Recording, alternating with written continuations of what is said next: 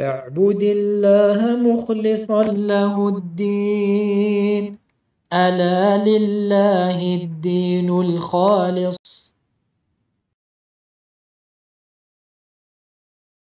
إن الحمد لله نحمده ونستعينه ونستغفره ونعوذ بالله من شرور أنفسنا ومن سيئات أعمالنا. من يهده الله فلا مضل له ومن يضلل فلا هادي له، وأشهد أن لا إله إلا الله وحده لا شريك له، وأشهد أن محمدا عبده ورسوله صلى الله عليه وعلى آله وصحبه وسلم. يا أيها الذين آمنوا اتقوا الله حق تقاته ولا تموتن إلا وأنتم مسلمون. يا أيها الناس اتقوا ربكم الذي خلقكم من نفس واحدة وخلق منها زوجها وبث منهما رجالا كثيرا ونساء، واتقوا الله الذي تساءلون به والأرحام إن الله كان عليكم رقيبا. يا أيها الذين آمنوا اتقوا الله وقولوا قولا سديدا يصلح لكم أعمالكم ويغفر لكم ذنوبكم، ومن يطع الله ورسوله فقد فاز فوزا عظيما. أما بعد، فإن أصدق الحديث كتاب الله، وخير الهدي هدي محمد صلى الله عليه وسلم، وشر الأمور محدثاتها، وكل محدثة بدعة، وكل بدعة ضلالة، وكل ضلالة في النار. فإخوتي في الله، نواصل بعون الله تعالى وفضله علينا دروسنا فيما يتيسر من كتاب الطهارة، من كتاب عمدة الأحكام المعتمد على شرح فضيلة الشيخ صالح اللحيدان رحمه الله تعالى رحمة واسعة. وما زلنا في الحديث الأول. نعم، بلا لقاء إن شاء الله.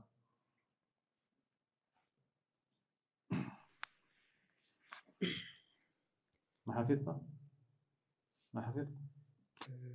لا. إن شاء الله يقرأ إن شاء الله المرة القادمة تحفظ إن شاء الله.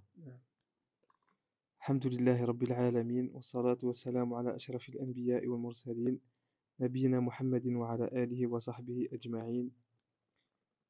قال المؤلف رحمه الله: كتاب الطهارة. عن عمر بن الخطاب رضي الله عنه قال: سمعت رسول الله صلى الله عليه وسلم يقول: إنما الأعمال بالنية، وفي رواية بالنيات، وإنما لكل امرئ ما نوى، فمن كانت هجرته إلى الله ورسوله فهجرته إلى الله ورسوله، ومن كانت هجرته إلى دنيا يصيبها أو امرأة يتزوجها فهجرته إلى ما هاجر إليه. نعم، الحمد لله. فهذا الحديث اخوتي في الله لا بد ان يكون محفوظا ان كل احد قلنا ان دين الاسلام قد يدور على كم؟ 4 أحاديث، ومنها هذا الحديث لا بد ان يحفظ. والله حديث قصير. نعم سمير تفضل. ماشي.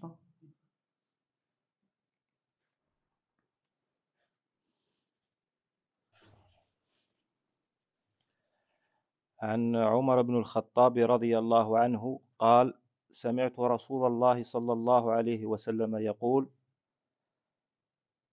إنما الأعمال بالنية، وفي رواية بالنيات، ولكل امرئ ما نوى، وإنما لكل امرئ ما نوى، فمن كان هجرته لله ورسوله إلى الله ورسوله فهجرته إلى الله ورسوله، ومن كان هجرته لدنيا ومن كانت هجرته لدنيا يصيبها أو امرأة يتزوجها فهجرته إلى ذلك. قد يكون الرواية إلى ذلك، لكن روايتنا هنا هجرته إلى ما هاجر إليه.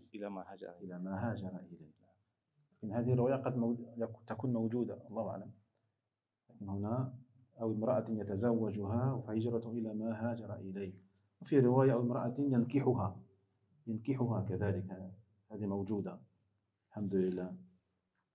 أحسنت، بارك الله فيك. سامي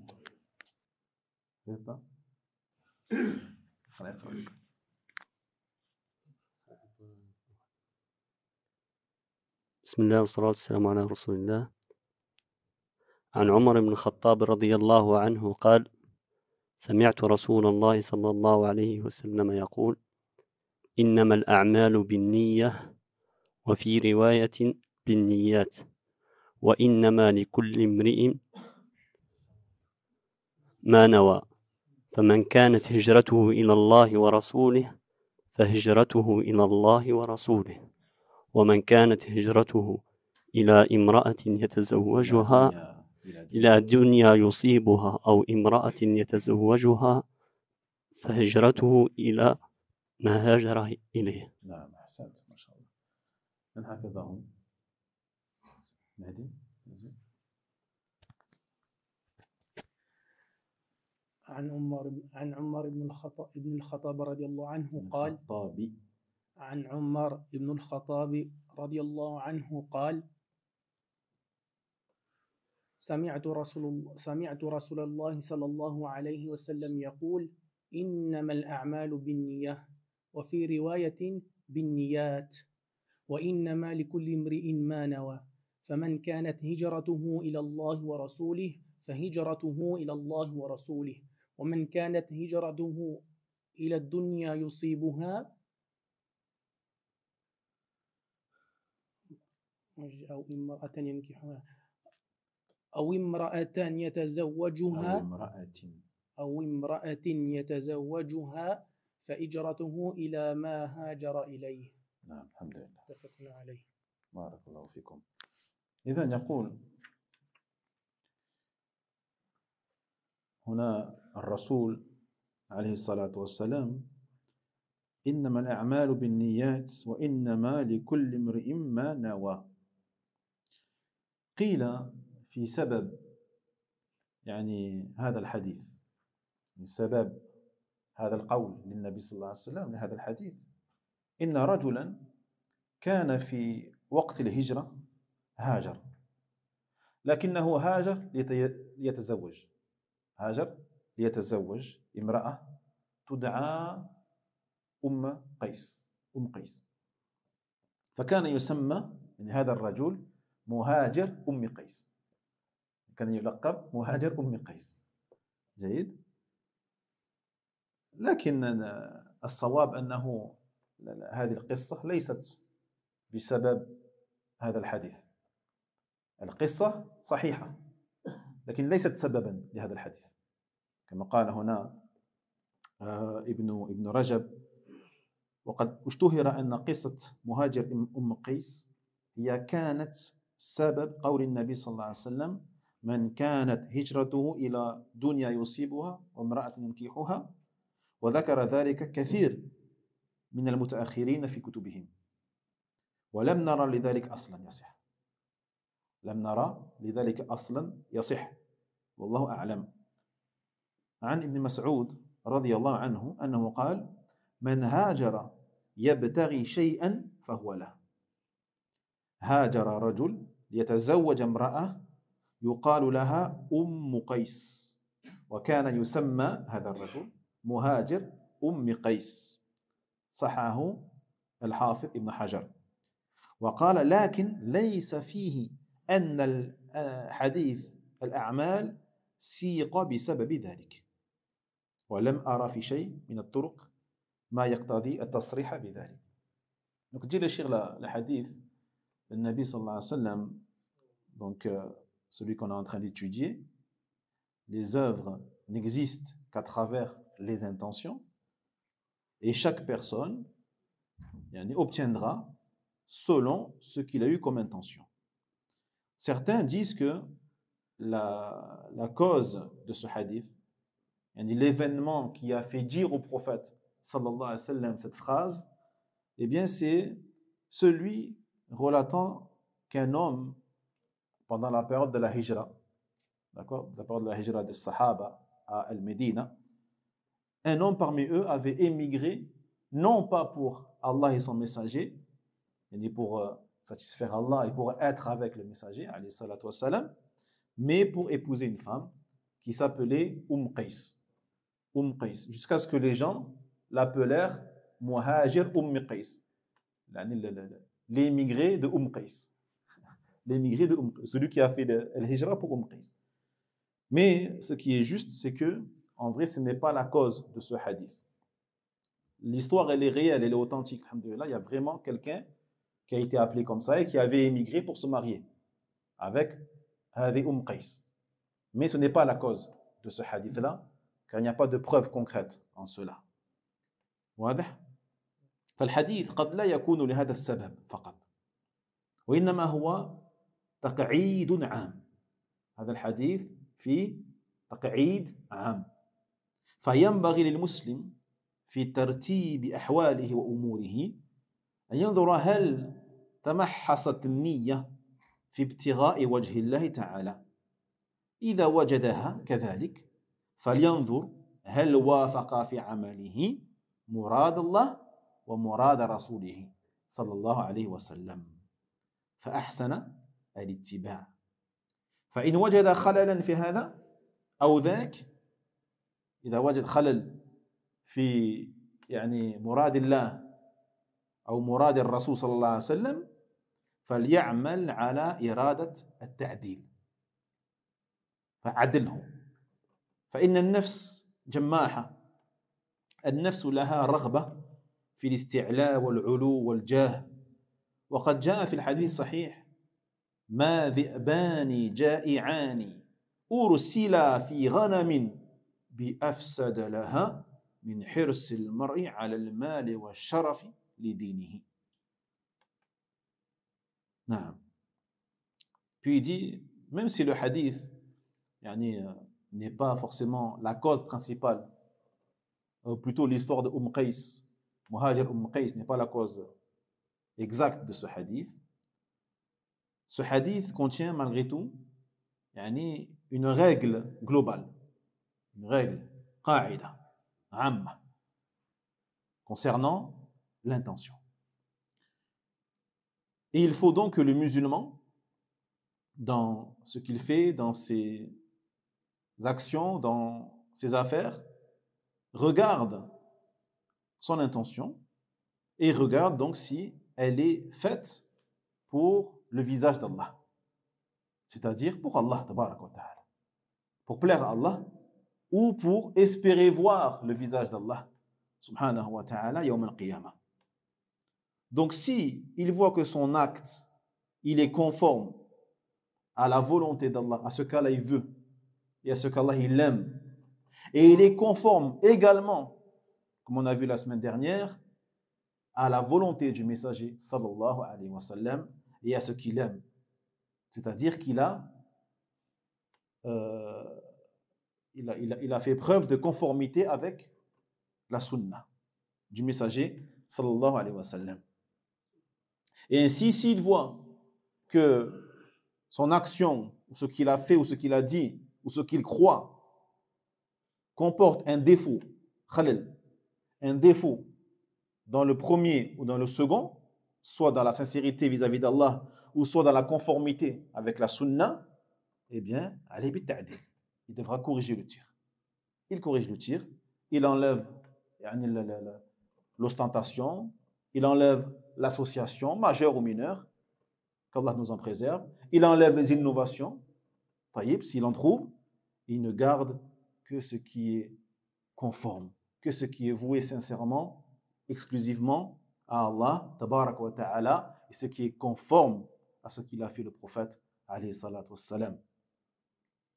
Jaïd. Parce que al-nafs, l'ego de la personne, l'être humain, eh bien, a en lui cette envie, eh bien, d'être élevé, d'être au-dessus des autres, d'être supérieur aux autres. Donc il doit faire attention, notamment par rapport à sa sincérité vis-à-vis d'Allah, et ne pas faire les choses pour se montrer, ou pour diriger, ou pour que les gens disent de lui ceci et cela. Parce que l'âme de base, elle est comme ça, elle aime ces choses-là. Elle aime l'isti'la, elle aime al-ulu, al-jah, les responsabilités. Elle aime ces choses-là, la célébrité, la notoriété. C'est pour ça qu'il dit, le prophète sallallahu alayhi wa sallam dans un hadith,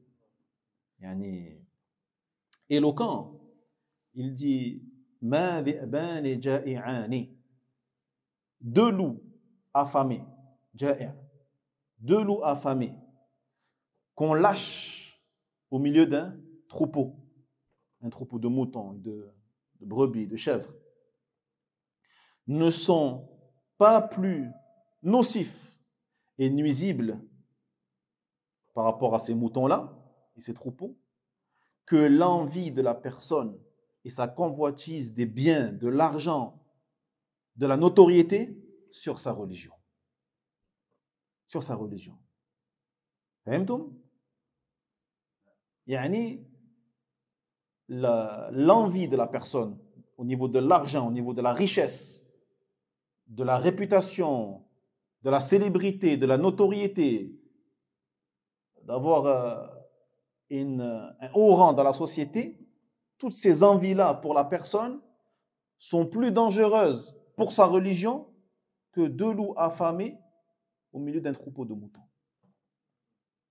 Et quand tu lâches deux loups affamés dans un troupeau de moutons, il ne reste plus rien.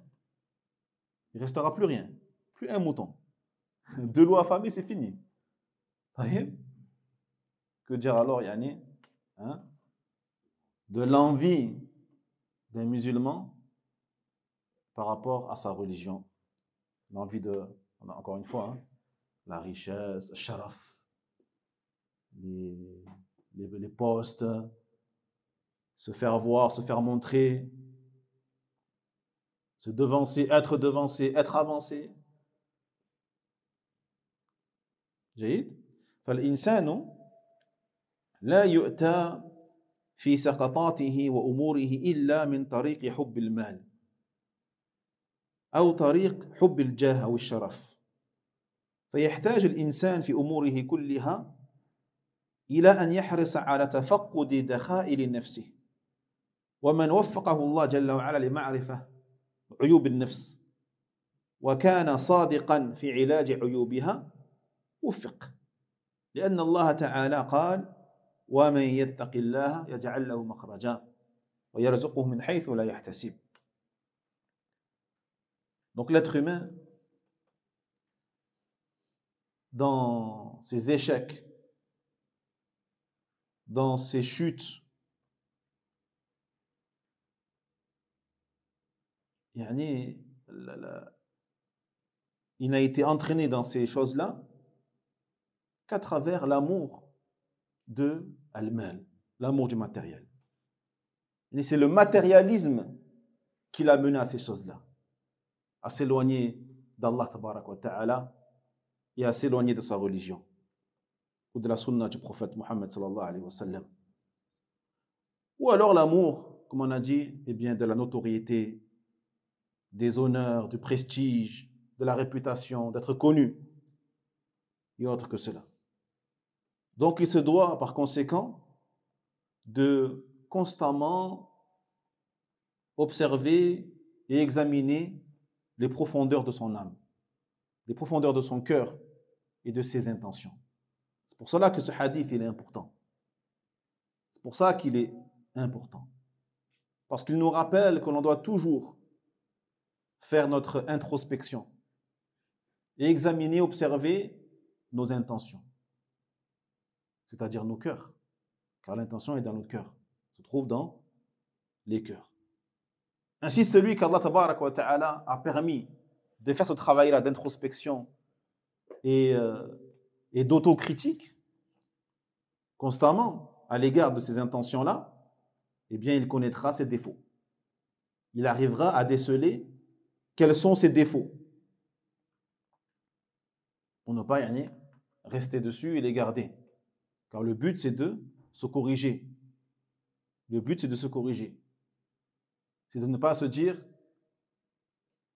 tant que je fais la prière, je vais à la mosquée, c'est bon, je reste comme je suis, ma'alish. Je suis comme je suis.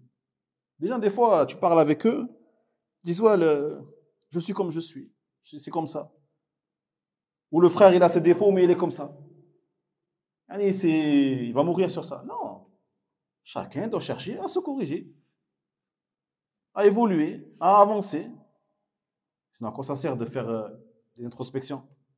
À quoi ça sert de suivre des cours, d'apprendre la science, si ce n'est pour, justement, se corriger et changer. Et enlever les défauts que l'on avait. On a tous des défauts. Personne ne dit le contraire. Chacun a ses défauts. Donc, chacun doit se réformer. Doit se réformer. Et chacun doit accepter les conseils, doit accepter la vérité et faire en sorte de ne plus recommencer. Donc si on est véridique dans ce travail-là d'autodiscipline et d'autocritique, observation de son âme, de ses intentions, on arrivera petit à petit à se réformer et on va se soigner. Mais si on ne le fait pas, ça veut dire qu'on ment. Ça veut dire qu'on ment. Celui qui est véridique, il fait les efforts. Celui qui ne fait aucun effort et qui se contente de la barbe et de la prière et du ramadan, il ment, lui. Celui qui est véridique, tu sens qu'il avance. Tu sens qu'il progresse. De mois en mois, d'année en année. Alhamdulillah. Il se rapproche d'Allah tabarak wa ta'ala. Jahid. Car Allah subhanahu wa ta'ala dit, dans le sens celui qui craint Allah, Allah lui donne une issue favorable. Une issue favorable. Et lui donne sa subsistance de là où il n'escomptait même pas. فالكلام على النيات وأمرها وتأثيرها في كل الأعمال إلا فيما يتعلق بينك وبين الناس فإنك تؤاخذ بدلالة الألفاظ.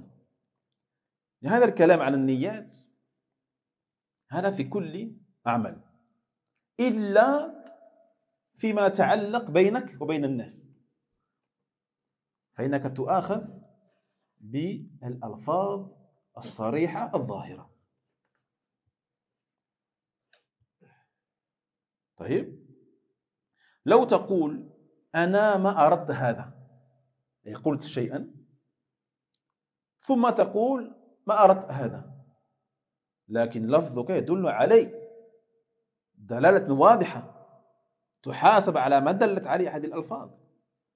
ستحاسب على ما دلت عليه هذه الألفاظ. وأما ما كان قابلا لهذا وذاك فالنية تؤثر فيه. Donc ici, ce qu'on dit par rapport aux intentions, par rapport aux conséquences de l'intention concerne toute chose, toute action, excepté certains cas. Et parmi eux, ce que tu peux dire à une personne. Les paroles que tu peux prononcer à une personne. Dans ce cas, sache que tu seras jugé par la parole que tu prononces et pas par rapport à l'intention que tu as eue. Si la parole, elle est claire, elle est wadiha. On va donner des exemples, Inch'Allah. Tu ne peux pas dire quelque chose à quelqu'un et lui faire comprendre quelque chose à travers les mots que tu as utilisés et puis après de dire, mais ce n'est pas ça que j'ai voulu dire. Vraiment, je voulais dire autre chose. Là, l'intention, elle ne marche pas dans ce cas-là. Peu importe ton intention, on te jugera sur ce que tu as dit. On te jugera sur ce que tu as dit. Mais si ce que tu as prononcé, les mots que tu as prononcés, peuvent prêter à plusieurs ta'wilat, à plusieurs interprétations. Il y en a plusieurs sens, il peut y avoir plusieurs sens. Dans ce cas-là, na'am, on reviendra à l'intention. On te demandera, c'était quoi ton intention? Parce que c'est ambigu ce que tu as dit. Mais si la parole, elle est claire, là, il n'y a pas d'intention ici. Qu'est-ce qu'on a comme exemple?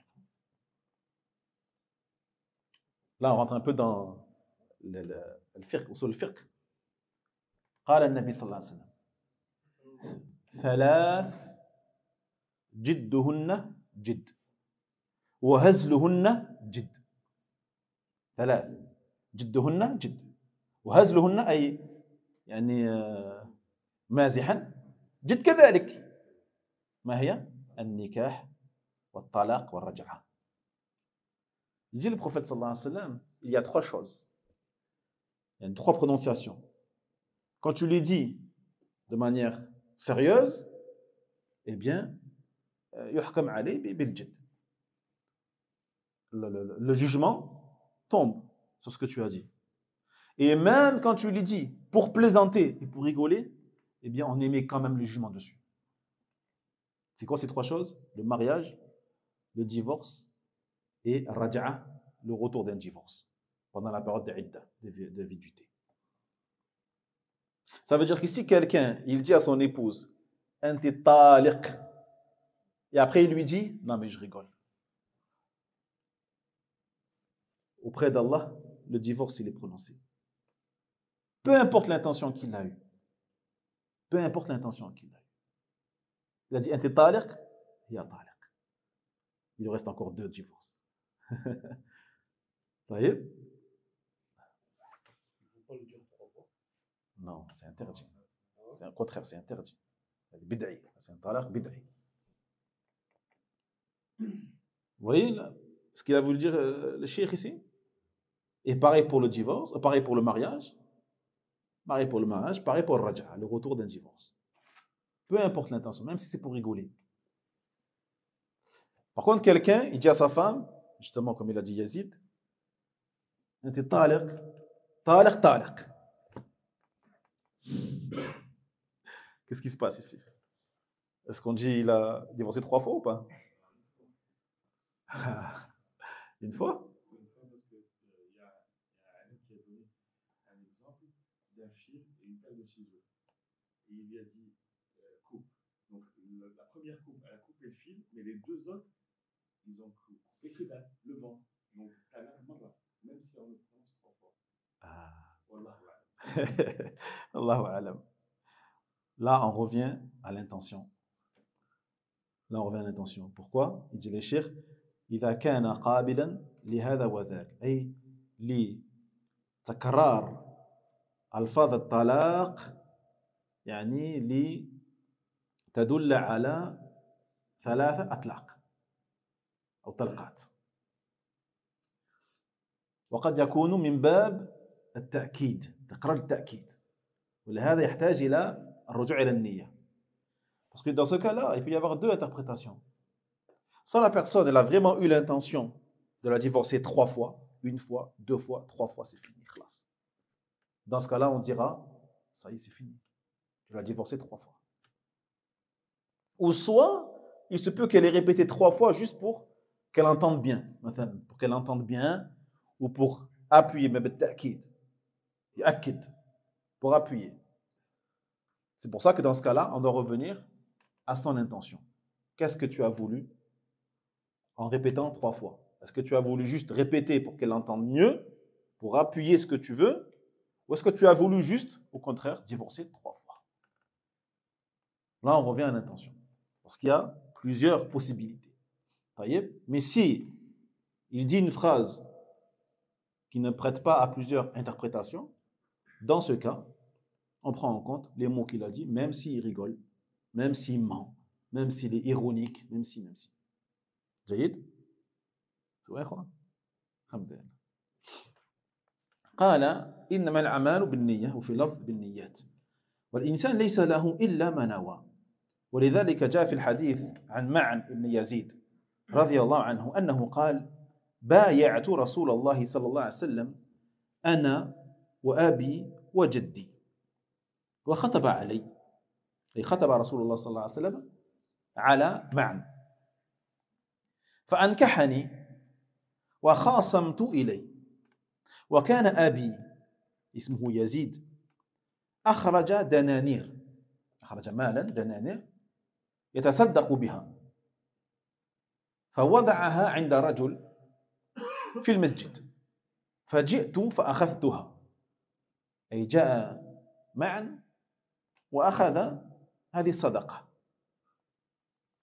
فأتيته بها فقال أبوه والله ما إياك أردت ما إياك أنت أردت أن أتصدق له فخاصمته إلى رسول الله صلى الله عليه وسلم فقال لك ما نويت يا يزيد لك ما نويت يا يزيد ولك ما أخذت يا معن. يعني قال يزيد لابنه معن ما إياك أردت في صدقة ولو أردت أنك تأخذها لناولتها لك ولم أوكل فيها أحدا. فقال له رسول الله صلى الله عليه وسلم لك ما نويت يا يزيد الحمد لله لك أجر على ما نويت يعني من أجل صدقة والحمد لله ولو كان أخذها ابنك ما في بأس لأنه نوى أن يتصدق بها على من يحتاج إليها وابنه كان محتاجا إليها. Donc il dit ici le prophète sallallahu alayhi wa sallam, toujours, il n'y a d'acte qu'à travers l'intention ou les intentions. C'est-à-dire que la personne ne recevra, n'obtiendra les résultats que selon ses intentions. C'est pour cela, dans un hadith, selon Ma'an ibn Yazid, radiyallahu anhu, qui a dit « J'ai prêté serment d'allégeance au messager d'Allah, sallallahu alayhi wa sallam, moi, ainsi que mon père et mon grand-père. » Et pour dire un peu les choses qu'il a vécues avec le prophète, sallallahu alayhi wa sallam, pour montrer la proximité qu'il avait avec le prophète, alayhi salam, il a dit, le prophète a demandé la main de quelqu'un pour moi. D'accord? Donc, khataba ala fulanan, ala fulan, ça veut dire demander la main de quelqu'un pour quelqu'un. Donc le prophète lui-même a demandé la main d'une femme pour lui, alhamdoulilah, fankahani, et il nous a mariés. Puis, j'allais me plaindre auprès de lui, pas par rapport au mariage, mais par rapport à l'événement qui va se passer ici. Il dit, mon père, donc Yazid, son père s'appelle Yazid, a sorti d'un anir, de l'or. Il a sorti de l'or en aumône. D'accord? Et il a délégué quelqu'un pour donner cet or-là à un pauvre. D'accord? Donc il a donné cet argent ou cet or à un homme qui était dans la mosquée. Lorsque Ma'an, son fils Ma'an, entra dans la mosquée, et c'est lui qui prit à sadaqa, l'aumône, sans que son père le sache. C'est le fils qui a pris l'aumône sans que son père le sache. Et lorsque son père il a su, il a dit, par Allah, c'est pas à toi que je voulais les donner. Par Allah, c'est pas à toi que je voulais les donner. Et donc ils sont allés voir le prophète sallallahu alayhi wa sallam pour demander comment faire. Car ce n'était pas l'intention de Yazid à la base de les donner à son fils. Alors le prophète il a dit à Yazid, tu auras, ya Yazid, ce que tu as eu comme intention. Tu obtiendras la récompense par rapport à ton intention, qui est de donner la sadaqa à un pauvre ou à quelqu'un qui en a besoin.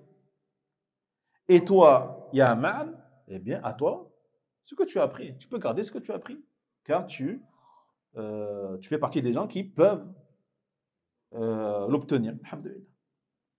D'accord? Donc, on a dit, Yazid, il a dit à son fils, c'est pas à toi que je voulais les donner. Si c'était à toi que je voulais les donner à la base, j'aurais pas eu besoin de déléguer quelqu'un pour te les donner. Et malgré ça, le prophète sallallahu alayhi wa sallam lui dit, la kamanawat Yazid.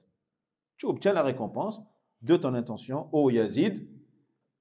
Quant à toi, ya Ma'an, eh bien tu peux les garder car tu fais partie des gens qui en ont besoin. Alhamdulillah.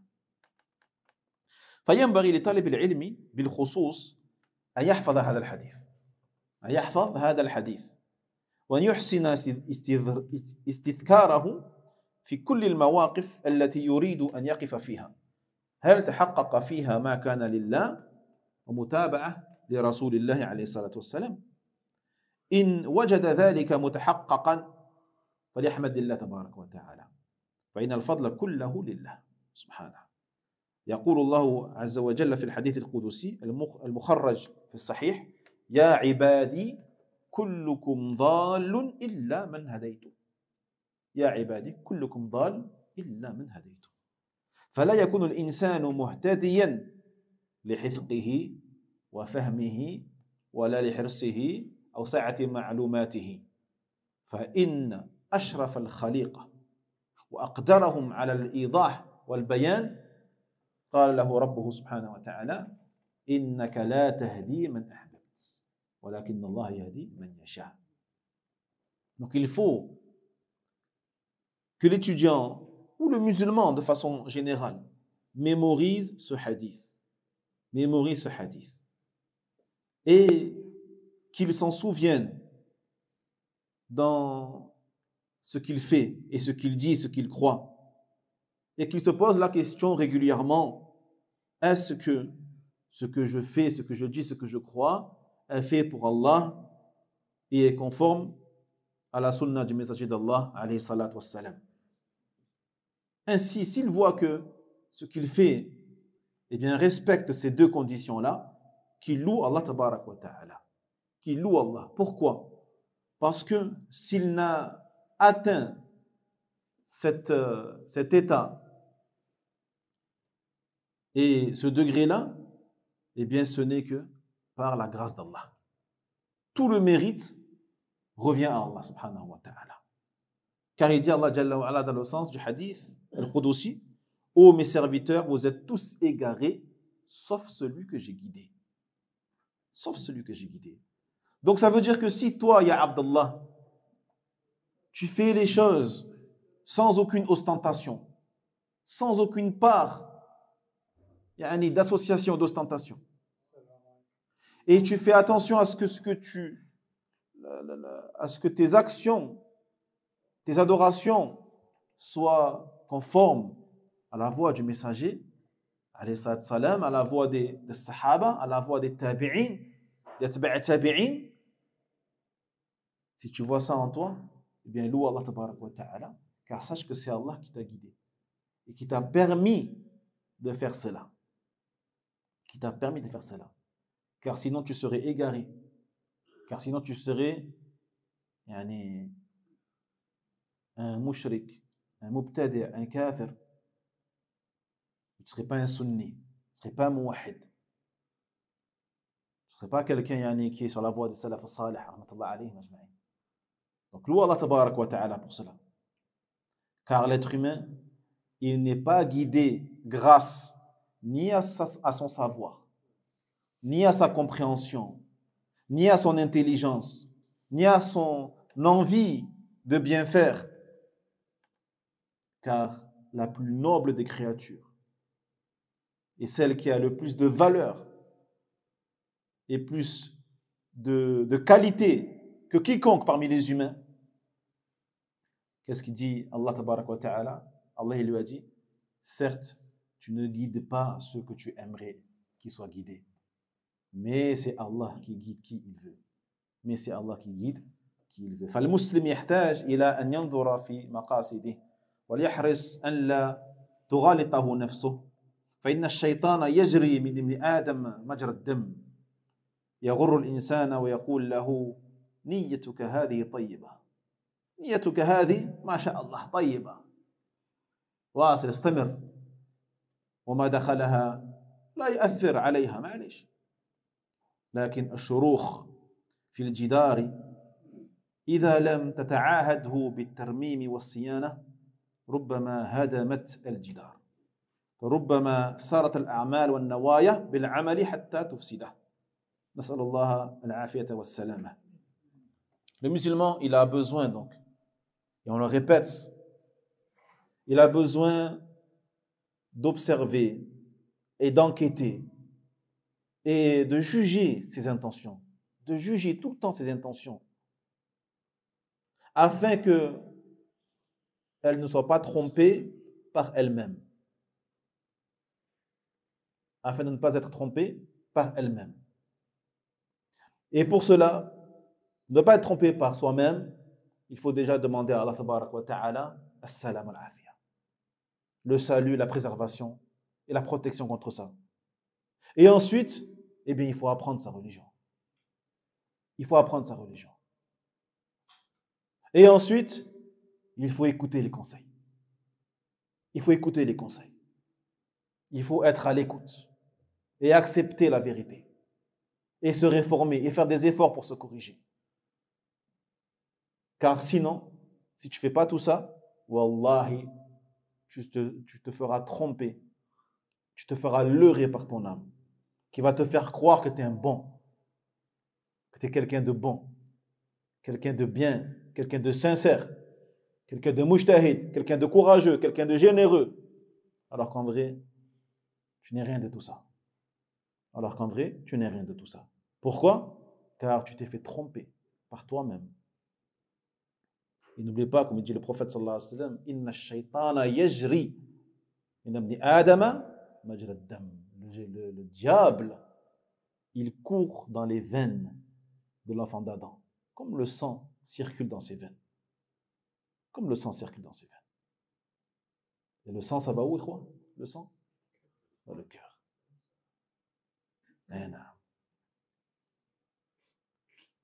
Donc attention à ne pas te faire tromper par le shaitan qui va te dire que ton intention, elle est bonne, t'inquiète.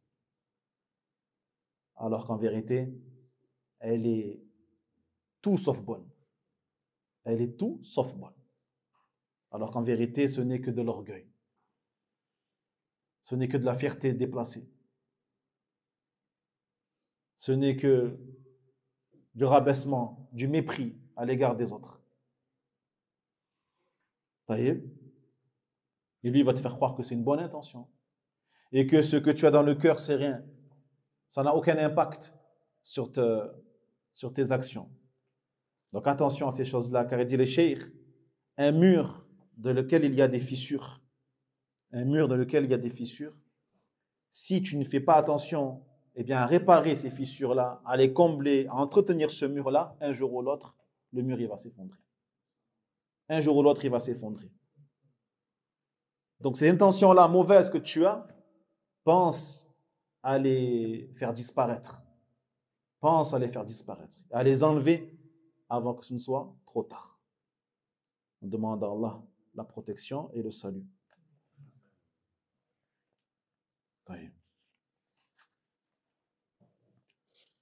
إذن نأخذ من هذا الحديث أولا أن مدار الأعمال على النيات. مدار الأعمال على النيات صحة وفسادا وكمالا ونقصا طاعة ومعصية. فمن قصد بعمله الرياء آثم. من قصد بعمله الرياء آثم. ومن قصد بصدقة مثلا صدقة وجه الله فقط كمل ثوابه. كمل ثوابه. ومن قصد ذلك قصد وجه الله تبارك وتعالى ومع ذلك المكافآت في المقابل. المكافآت في المقابل والجزاء والشكور. فهنا نقص ثوابه ونقص ثوابه. ومن قصد المكافآت وحدها فهذا لا يعطى أجر المتصدق أو أجر الصدقة وهو آثم. فالحديث مسوق لبيان أن كل عمل طاعة كان في الصورة أو معصية يختلف باختلاف النيات.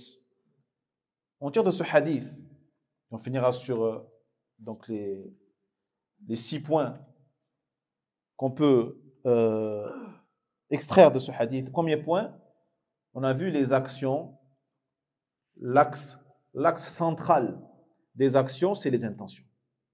C'est-à-dire au niveau de la validité ou de l'invalidité. Au niveau de la récompense complète ou diminuée.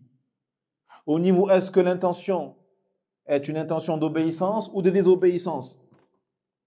Donc celui qui a eu l'intention, par exemple, de faire les choses par ostentation, il aura commis un péché. Celui, par exemple, lorsqu'il a donné une sadaqa, une aumône, il n'a eu pour seule intention que de plaire à Allah tabarak wa ta'ala, eh bien, on dira que sa récompense, elle est parfaite, elle est complète. Car sa seule intention était de plaire à son Seigneur subhanahu wa ta'ala. Maintenant, celui qui a eu comme intention de verser une aumône pour Allah tabarak wa ta'ala, et en même temps d'avoir quelque chose en retour, un cadeau, d'avoir un cadeau en retour, qu'est-ce qu'on dit de lui? Est-ce qu'il est récompensé pour sa sadaqa? Non. Lahu ajr. Lakin, naqas. Mais elle est diminuée. Elle est diminuée. Comme قال النبي صلى الله عليه وسلم ما من غازية يغزون فيغنمون إلا تعجلوا ثلثي أجورهم. Il n'y a pas, comme l'a dit le prophète sallallahu alayhi wa sallam, une armée, d'accord, qui combat dans le sentier d'Allah tabaraka wa ta'ala et qui s'accapare le butin, qui s'est accaparé le butin sans qu'il n'ait diminué leur récompense dans l'au-delà des 2 tiers. Des 2 tiers. Pourquoi? Parce qu'ils avaient comme intention de faire ça pour Allah tabaraka wa ta'ala et en même temps de prendre le butin. Et cette intention-là, donc associée à celle pour Allah tabaraka wa ta'ala, leur a fait diminuer la récompense dans l'au-delà des 2 tiers. Mais attention, il faut quand même que l'intention pour Allah soit plus forte. Soit plus forte. Parce que si l'intention pour une chose de la dunya, pour un cadeau, une récompense, elle est plus forte que l'intention pour Allah tabaraka wa ta'ala, qu'est-ce qu'on dit dans ce cas-là? Yu'jar ou la yu'jar? La yu'jar. Abadan, la yu'jar. Bel huwa athim. Athim. Il a même commis un péché. Pourquoi? Parce qu'il a utilisé un acte qui est un acte d'adoration à la base, une belle action pieuse, pure. Il a utilisé pourquoi? Pour une motivation basse de la dunya. قال سبحانه وتعالى من كان يريد الحياة الدنيا وزينتها نوفي إليهم أعمالهم فيها هم فيها لا يبخسون أولئك الذين ليس لهم في الآخرة إلا ماذا؟ إلى النار إلى النار أولئك الذين ليس لهم في الآخرة إلا النار. واصل؟ وحبط ما صنعوا فيها وباطل ما كانوا يصنعون. Dans le sens, Allah dit, celui qui a voulu dans ce qu'il a fait la dunya et ses parures, eh bien nous lui donnerons, ou nous leur donnerons pleinement la récompense de la dunya sur terre. Ils ne seront point lésés, sans être diminués comme ce soit. Voyez? Mais ceux-là, ils n'auront dans l'au-delà que le feu de l'enfer. Que le feu de l'enfer. Et ce qu'ils ont fait sera inutile dans l'au-delà et ils n'auront aucune récompense par rapport à ce qu'ils faisaient. Et ce qu'ils ont fait sera vain. Donc si ta motivation première est d'obtenir de l'argent, de t'enrichir ou pour te marier ou pour autre chose à travers une adoration, tu n'auras aucune récompense dans l'au-delà. Aucune récompense. Tu auras même commis une désobéissance à Allah tabaraka wa ta'ala. Que dire alors de celui qui a fait la chose que pour être récompensé? Que pour qu'on lui donne un cadeau, qu'on le récompense ou qu'on le paye? Dans ce cas-là, bien sûr, à plus forte raison, lui, il aura commis un péché. Donc le hadith, c'est pour nous montrer que chaque action dépend de l'intention. Et selon l'intention, ça sera soit une adoration, soit une aada, une habitude. Quelqu'un, par exemple, qui se lave, qui fait la douche. Et il fait la douche bin-niyya al-ghusl, li yawm al-jumu'ah. C'est ibada. Maintenant, celui qui se lave bin-niyya tabarrud pour se rafraîchir, c'est ada. C'est pas une ibada. Donc on voit que l'intention, elle sert à distinguer entre l'adoration et ce qui n'est pas une adoration, qui est un acte normal, habituel. D'accord? فأهل الغفلة يجعلون العبادة عادة وأهل اليقظة يجعلون العادة عبادة. Et regardez l'intention jusqu'où, comment elle est importante l'intention. Ils disent les salafs, les gens qui sont insouciants, ils font de leurs adorations des habitudes, des choses normales, de la routine du quotidien.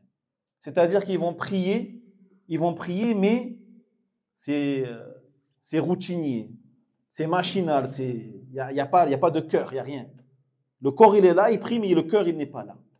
Donc, ils ont fait d'une adoration qui est immense, qui est la prière, ils en ont fait quoi? Une aada. une chose banale. Banale. Alors que les gens qui sont éveillés et qui pensent justement régulièrement à purifier leur intention, eh bien même les choses qu'ils font, qui font partie à la base des adat, manger, boire, dormir, se laver, etc., ils en font des adorations. Et comment ils en font des adorations? Juste en émettant une intention particulière. Il mange et il met l'intention de manger pour avoir des forces, pour pouvoir lire, apprendre, prier la nuit, et ainsi de suite. Il mange et il est récompensé pour cela. Il dort et met l'intention de se reposer pour pouvoir se lever pour faire qiyam al-layl.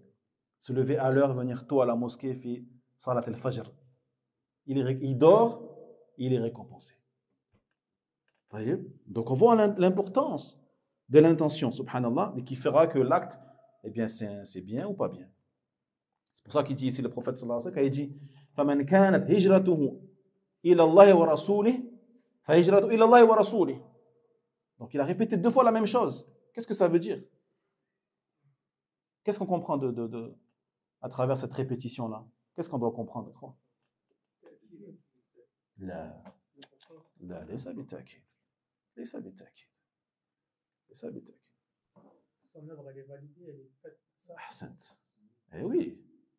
يعني فمن كانت هجرته إلى الله ورسوله قصدا وإرادة فهجرته إلى الله ورسوله ثوابا وأجرا. Eh oui, c'est ça que ça veut dire. Il n'y a pas de répétition ici. Il dit, ce n'est pas une répétition simple, sans faïda, il y a une faïda. La faïda, c'est quoi? Celui dont la hijra, elle est faite vers Allah et son messager, au niveau de son intention, niyatan, qasdan, iradatan, eh bien, sa hijra, elle sera vers Allah et son messager au niveau de la récompense. Ajran, wa thawaban, wa jaza'an. Fahimtum? Alhamdulillah. Et ça va servir également à distinguer entre les ibadat elles-mêmes. Est-ce que je vais faire salat al-maghrib ou l'isha, ou al-dhuhr, ou l'asr? Donc l'intention sert à ça aussi, à distinguer entre les différentes adorations. Est-ce que ce que je vais faire est une prière obligatoire ou nafila? Ratiba, yani dhuha, qiyam layl, wa hakada. Donc alhamdulillah. Et on verra les autres points la semaine prochaine, Inch'Allah ta'ala.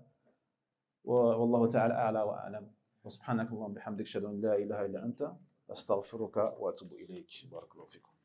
وينجي الله الذين اتقوا بمفازتهم لا يمسهم السوء ولا هم يحزنون